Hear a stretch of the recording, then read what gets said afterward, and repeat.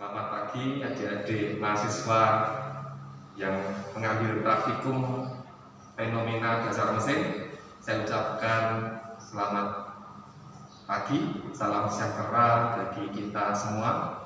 Hari ini kita akan melaksanakan praktikum pompa seri dan paralel.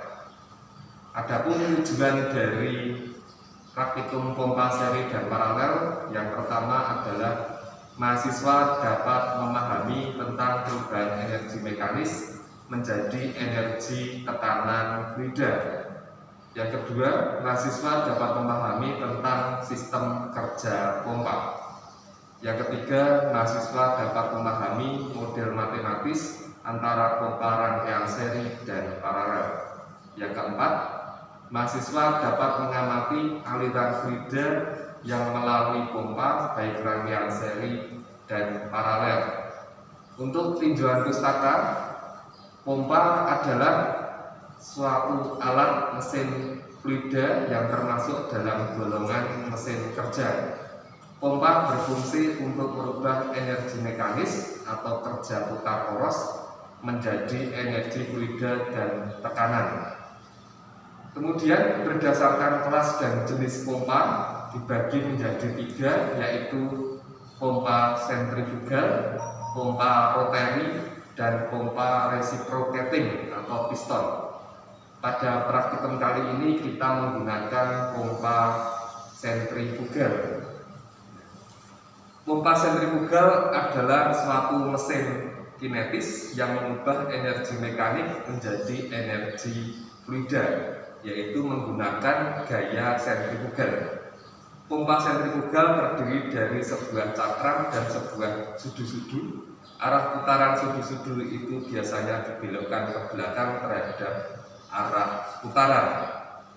Untuk bagian pompa sentrifugal, di sini ada pompa sentrifugal.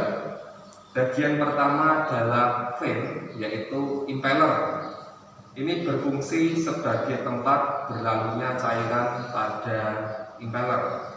Kemudian packing digunakan untuk mencegah atau mengurangi kebocoran cairan dari casing pompa yang berhubungan dengan poros, biasanya menggunakan asbes atau teflon. Kemudian komponen ketiga adalah shaft atau poros, berfungsi untuk meneruskan momen puntir dari penggerak selama beroperasi dan tempat tumpuan impeller dan bagian-bagian lainnya yang berputar. Kemudian ada discharge nozzle, yaitu bagian dari pompa yang berfungsi sebagai tempat keluarnya fluida hasil pemompaan. Kemudian ada casing. Casing merupakan bagian terluar dari pompa yang berfungsi sebagai pelindung. Kemudian impeller. Impeller berfungsi untuk mengubah energi mekanis dari pompa menjadi energi kecepatan pada cairan fluida yang dipompa secara kontinu, sehingga cairan pada sisi isap secara terus-menerus akan masuk mengisi kekosongan akibat perpindahan dari fluida yang masuk sebelumnya. Kemudian ada bearing. Bearing atau bantalan berfungsi untuk menumpu atau menahan beban dari poros agar dapat berputar. Kemudian ada eye of impeller, yaitu bagian masuk pada arah hisap impeller. Oke. Untuk praktikum kali ini ada beberapa perhitungan yang akan kita lakukan. Yang pertama, kita akan menghitung debit aliran fluida. Debit aliran fluida diukur dengan menggunakan Finot Weir atau sekat Thomson melalui saluran terbuka. Jadi di sini ada bagian bawah ada Finot Weir. Untuk rumus debit kita menggunakan rumus I sama dengan 4,28 dikalikan CE dikalikan H ditambah 0,0029 pangkat 5/2, di mana Q adalah debit pada Finot Weir, H adalah head, kemudian CE adalah koefisien aliran. Untuk koefisien aliran kita menggunakan angka 0,61. Kemudian head menggunakan satuan meter, debit menggunakan satuan meter kubik per detik. Kemudian kita juga akan menghitung head yang dihasilkan pompa. Head di sini ada 3, yaitu head tekan, head hisap, dan head total. Head tekan menggunakan rumus tekanan discharge dibagi rho kali G ditambah kecepatan discharge kuadrat dibagi 2G ditambah Z.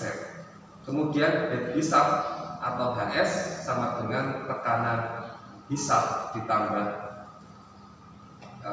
kecepatan kuadrat dibagi 2G ditambah tekanan hisap dibagi rho kali G, satuannya meter. Kemudian tekanan tekan dan tekanan hisap ini kita jumlahkan sehingga menjadi tekanan total. Oke, karena Z kita menggunakan Z sama dengan 0, maka dan diameter pipa hisap sama dengan diameter pipa tekan, ini hisap dan tekan ini sama, maka rumusnya menjadi lebih sederhana, yaitu tekanan untuk pompa yaitu tekanan discharge dibagi rho kali G ditambah tekanan hisap dibagi rho kali G. Oke. Kemudian kita juga akan menghitung daya output pompa. Daya output pompa dihitung menggunakan rumus P0 sama dengan Q kali HP kali rho kali G, satuannya bar. Q adalah debit aliran, HP adalah head yang dihasilkan pompa, rho adalah massa jenis air. Kita menggunakan 1000 kg per meter kubik atau 1 gram per centimeter kubik. Kemudian G ini adalah percepatan gravitasi, adalah 9,8 meter per detik kuadrat. Kemudian kita menghitung juga daya input motor. Ini ada motor listrik. Daya input motor atau PI sama dengan V kali I.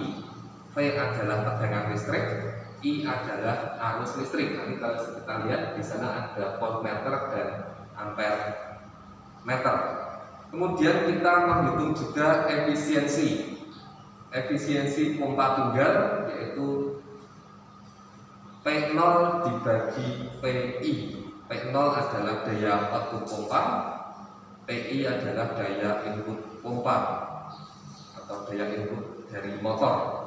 Oke, kemudian efisiensi pompa susunan seri ini adalah penggabungan dari pompa 1 dan pompa 2. Kalau di modul Anda, efisiensi sama dengan head 1 ditambah head 2 dibagi head 1 dibagi efisiensi 1 ditambah head 2 dibagi efisiensi 2. Kemudian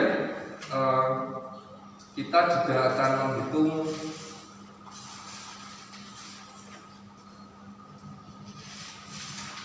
efisiensi pompa susunan paralel. Itu susunan paralel berarti sama dengan debit pompa 1 ditambah debit pompa 2 dibagi debit pompa 1 dibagi efisiensi 1 ditambah debit pompa 2 dibagi efisiensi pompa 2. Untuk deskripsi alat praktikum sudah kita di samping saya. Ini untuk alat praktikum uji seri dan paralel. Yang pertama adalah bak penampung. Di sini bak penampung. Kemudian yang kedua pompa sentrifugal 1. Kemudian yang ketiga pompa sentrifugal 2. Kemudian manometer suction 1. Ini ada manometer suction 1. Kemudian ada manometer discharge 1. Manometer discharge 1. manometer suction 2, sini. Manometer discharge 2. Kemudian di dalam pipa ada katode atau valve. Ada valve 1, valve 2, valve 3, valve 4, valve 5, valve 6, valve 7. Jadi kegunaan valve adalah untuk buka dan tutup aliran menggunakan katode. Katode yang kita gunakan adalah katode bulan. Kemudian ada venturimeter. Venturimeter ini yang di atas. Kemudian ada manometer U, yaitu di sini. Ini bentuknya U sehingga disebut manometer U. Kemudian ada ampermeter dan voltmeter. Di sini ampermeter, di sini voltmeter 1, voltmeter 2. Kemudian ada Finonsbeer, yaitu di bagian penampung ada huruf V, ada cekungan V, dan ada Finonsbeer level, yaitu di sini Finonsbeer level. Kemudian langkah kerja praktikum. Bagaimana langkah kerja praktikum? Yang pertama adalah persiapan. Persiapan praktikum, kita mengatur lever air Finonsbeer hingga tepat di puncak lekukan V. Jadi di dalam ini nanti ada V. Tepat di puncaknya kita beri angka 0. Kemudian kita mengatur katode atau valve sehingga membentuk rangkaian pompa tunggal 1, tunggal 2, rangkaian seri, dan rangkaian paralel. Untuk pompa kerja tunggal, pada percobaan pompa kerja tunggal menggunakan satu pompa saja. Untuk percobaan pompa kerja tunggal 1, atur katode sebagai berikut. Jadi kita menggunakan pompa tunggal 1 untuk misalnya seri. Seri berarti ini hidup, kita hidupkan, nanti aliran kita hisap, kemudian masuk ke keluaran atau discharge, kemudian akan masuk ke pipa, masuk ke pipa ke sini, kemudian dia akan menuju ke atas, dari atas terus turun ke bawah sehingga masuk ke di bawah, sehingga di sini kita bisa menghitung berapa debit aliran yang ada di bak ini menggunakan Finonsbeer ya. Ini nanti airnya akan naik sehingga kita catat berapa ketinggian kenaikan. Itu untuk pompa tunggal 1. Untuk pompa tunggal yang 2, kita akan mencari debitnya, yaitu kita hidupkan dulu pompanya, kemudian aliran akan dihisap melalui ini, kemudian masuk ke tekanan hisap 2, kemudian masuk ke tekanan discharge atau keluaran, kemudian akan naik, kemudian aliran akan turun di bak bawah, jadi di bak penampung. Itu untuk pompa tunggal. Kemudian untuk pompa seri, nah, kegunaan untuk pompa seri adalah menggabungkan pompa 1 dan pompa 2. Nah, ciri-ciri dari pompa 1 itu adalah keluaran di pompa 1 akan menjadi masukan di pompa 2. Sehingga apa yang akan terjadi, yaitu debit dari pompa ini tetap, tetapi headnya bertambah. Misalnya ini di pompa 1 di spesifikasi ada kapasitas atau debit ini 34 liter per menit, kemudian pompa 2 juga 34 liter per menit. Berarti kalau kita gabung secara seri, ini debitnya tetap sama, yaitu 34 liter per menit. Kemudian untuk head total di sini pompa 1 31 meter, di pompa 2 31 meter. Berarti kalau kita gabung secara seri menjadi 31 meter ditambah 31 meter sehingga menjadi 62 meter. Sehingga untuk pompa seri, yaitu cirinya adalah headnya menjadi bertambah, tetapi debitnya tetap. Oke. Bagaimana caranya? Itu kita menghidupkan dua pompa. Ini pompa satu hidup, kemudian dia alirannya menuju ke pompa 2, jadi dia ke sini berbelok. Nah, aliran pompa 1 menjadi inputan di pompa 2, jadi dia masuk ke suction atau hisap. Kemudian ini juga pompanya hidup, sehingga dua pompa ini menggerakkan aliran fluida, yaitu cairan ke sana, kemudian kembali ke penampung. Ini untuk pompa seri tunggal 1 dan pompa 2 bergabung. Kemudian bagaimana untuk pompa rangkaian paralel? Rangkaian paralel adalah pompa 1 ditambah pompa 2 ini akan menghasilkan debit dua kalinya, atau misalnya di sini pompa 1 debitnya 34 liter per menit, pompa 2 34 liter per menit, berarti nanti debit totalnya adalah 34 liter per menit ditambah 34 liter per menit, sehingga menjadi 68 liter per menit. Kemudian ciri yang kedua adalah tentang headnya. Bagaimana headnya? Head di sini misalnya 31 meter, di sini 31 meter, berarti headnya tetap 31 meter. Sehingga untuk pompa paralel ini akan menghasilkan debit yang lebih besar, tetapi headnya tetap. Nah, di situ untuk pompa paralel. Nah, bagaimana cara kerja untuk pompa paralel 1 dan pompa untuk 2? Kita hidupkan dulu pompa 1, kemudian kita susun ke paralel. Jadi ini alirannya ke atas, kemudian dia aliran pompa 1 akan menuju ke atas ini, dan dia berhenti di sini, dia ke atas.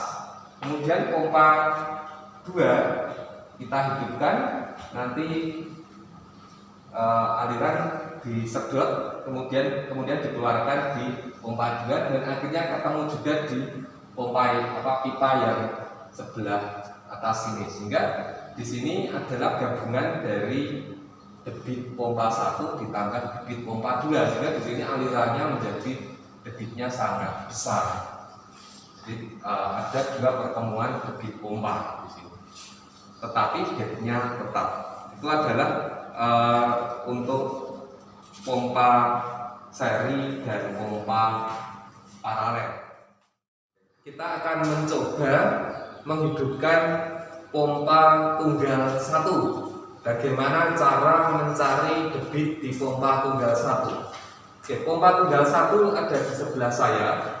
Sebelum kita hidupkan, di sini ada tekanan manometer untuk pengeluaran. Di sini ada manometer untuk tekanan hisap. Kemudian kita pastikan sebelum pompa kita hidupkan bahwa aliran ini akan bergerak bebas, tidak boleh berhenti. Sehingga di sini ada katup bypass di belakang. Oke, sekarang kita alirannya kita menuju kemana dulu? Nah, ini kita lihat aliran keluaran ini dihisap dari bawah, dari belakang, kemudian aliran keluar, kemudian dia akan naik ke atas, sehingga di sini katup harus terbuka. Di sini katupnya open, kemudian aliran menuju ke kanan.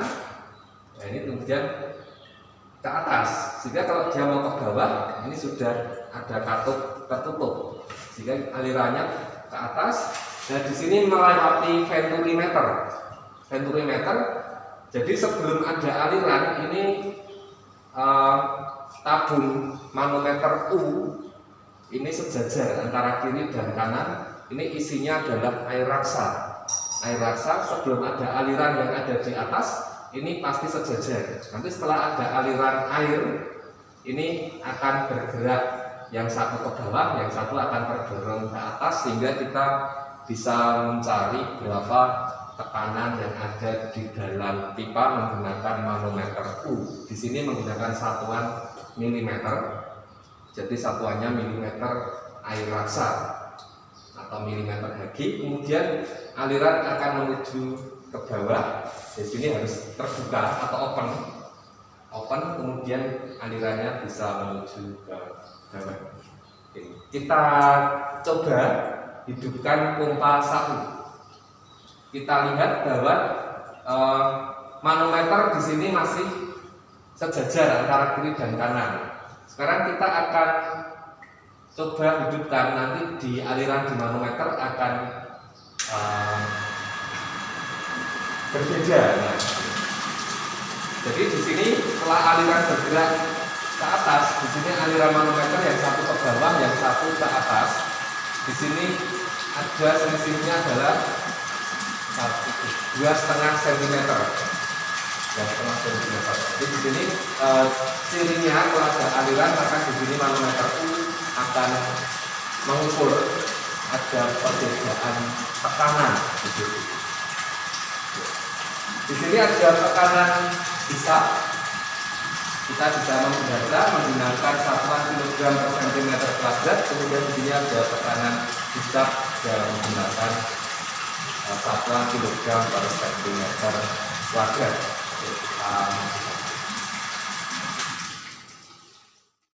Kita akan mencoba untuk pompa 2. Pompa tunggal 2 di sini kita pastikan bahwa katup hisap ini terbuka karena aliran akan dihisap dari bak, kemudian aliran akan menuju ke discharge. Jadi di sini sudah ada alat ukur untuk tekanan hisap, kemudian akan melalui pipa pengeluaran atau pipa discharge. Nanti di sini ada manometer yaitu PD2.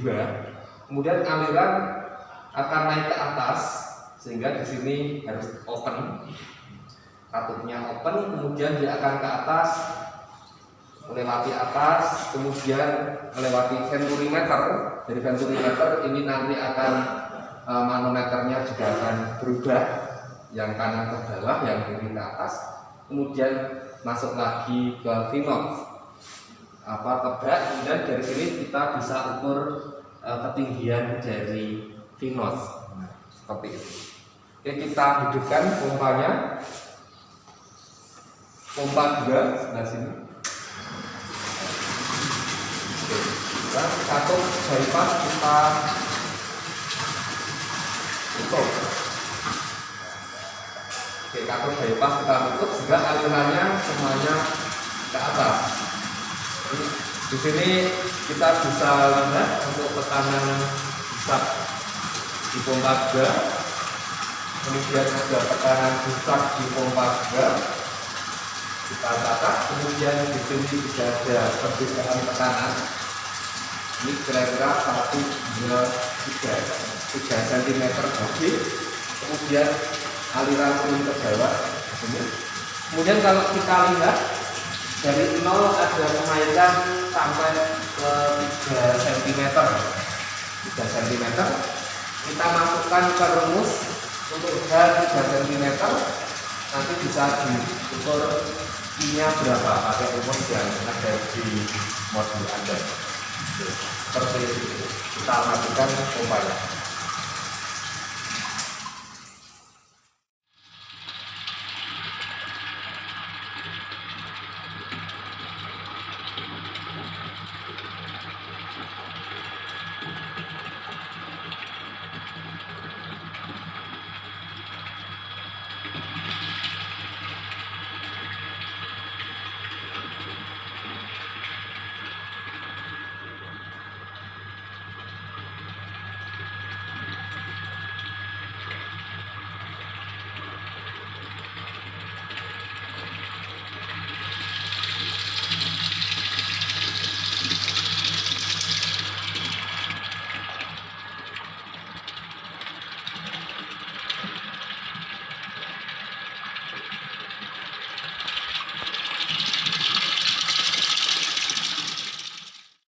Kita akan mengambil data untuk pompa seri, yaitu gabungan dari pompa 1 dan pompa 2. Kita susun dulu pompa seri, yaitu cirinya adalah keluaran di pompa 1 akan menjadi masukan di pompa 2, atau output di pompa 1 akan menjadi input di pompa 2. Di sini kita menggunakan katup-katup. Mana pipa yang akan terbuka dan mana pipa yang akan tertutup. Kita urutkan saja. Di sini pipa hisap, kemudian ada pipa keluaran. Nah, ini di sini. Oke, kita akan menuju aliran fluida ke sini, sehingga sini harus katupnya terbuka atau open.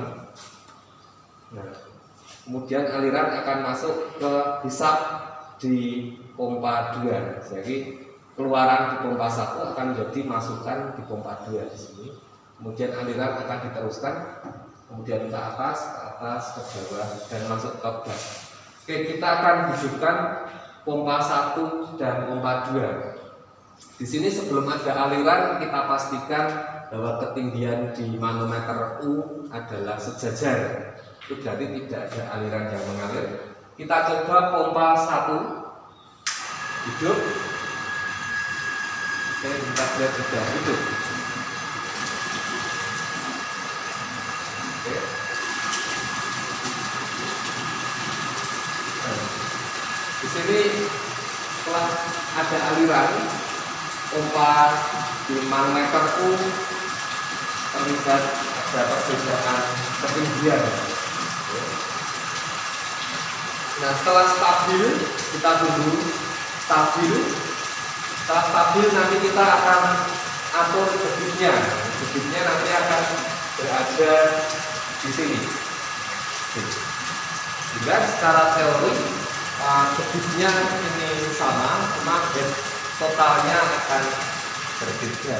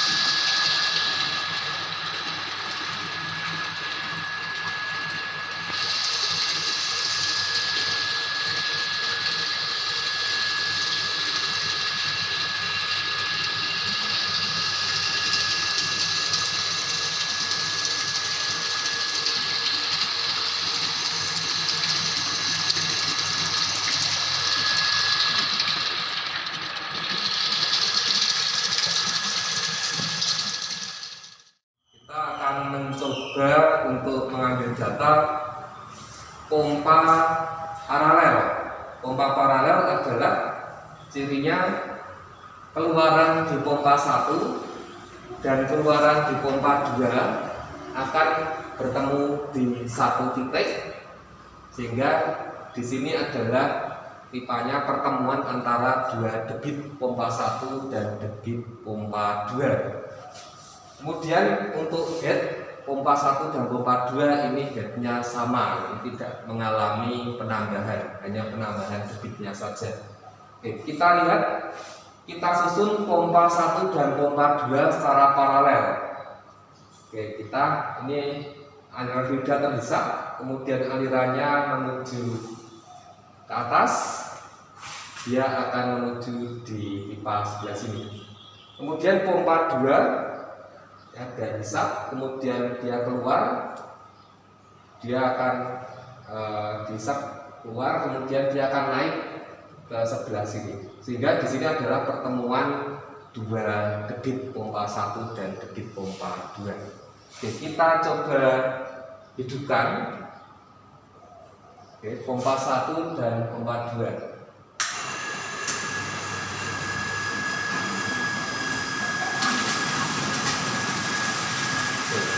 Untuk data nanti setelah stabil, di sini tinggal dicatat tekanan di pengeluaran 1, pompa tekanan di hisap 1, kemudian ada tekanan hisap 2, tekanan pengeluaran pompa 2.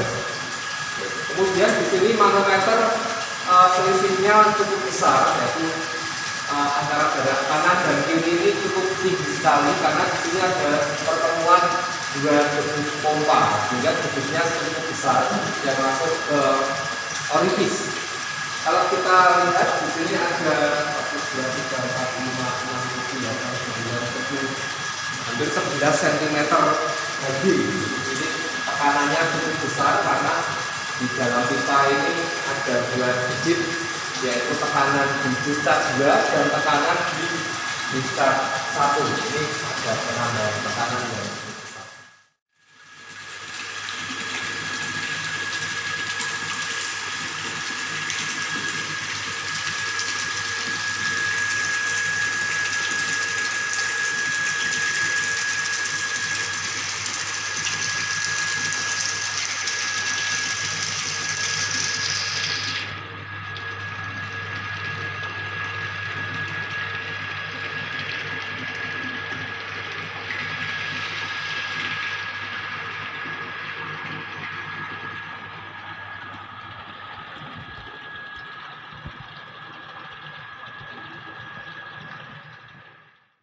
Setelah kita mengambil data pompa tunggal 1, pompa tunggal 2, pompa seri, dan pompa paralel, tugas dari mahasiswa adalah yang pertama, mahasiswa menghitung debit aliran fluida, head yang dihasilkan pompa, daya output pompa, daya input pompa, dan efisiensi pompa yang disusun tunggal 1, tunggal 2, seri, dan paralel.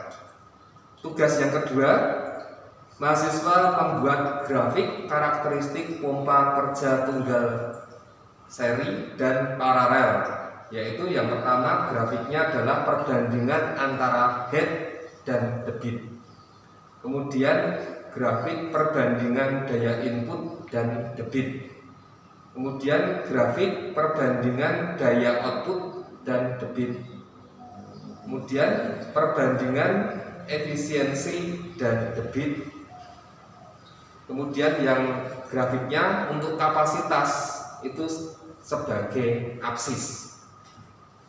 Tugas berikutnya yang ketiga adalah mahasiswa menjelaskan mengapa pompa disusun seri dan paralel. Tugas keempat, mahasiswa menyebutkan dan menjelaskan jenis-jenis pompa berdasarkan jenis. Jelaskan juga pada masing-masing keuntungan dari jenis tersebut. Tugas yang kelima, mahasiswa menjabarkan persamaan yang digunakan untuk menghitung debit aliran dengan menggunakan V0 wave. Yang keenam, mahasiswa membuat diagram alir dari masing-masing percobaan pompa susunan tunggal 1, tunggal 2, seri, dan paralel. Demikian praktikum pompa alat uji seri dan paralel. Semoga praktikum kali ini bisa bermanfaat untuk mahasiswa dan bisa digunakan untuk membuat laporan, dan akan dikumpulkan laporannya di tempat asisten. Terima kasih, selamat siang.